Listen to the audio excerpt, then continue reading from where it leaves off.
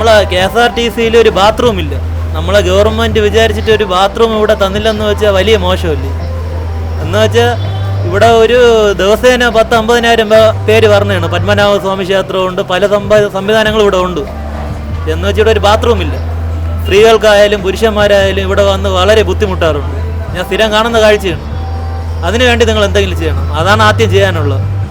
ഒരു തിരുവനന്തപുരം എന്നുള്ള ഇത്രയും വലിയൊരു സ്ഥലത്ത് ഒരു ടോയ്ലറ്റ് ഇല്ല എന്ന് പറഞ്ഞാൽ അത് വലിയൊരു പ്രശ്നമാണ്. അതാണ് നിങ്ങൾ ആദ്യം പരിഹരിക്കാനുള്ളത്.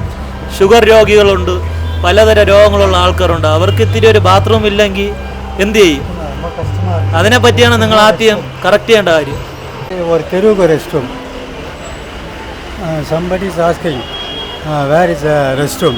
No restroom. Where going? Compulsory have to every street and restroom.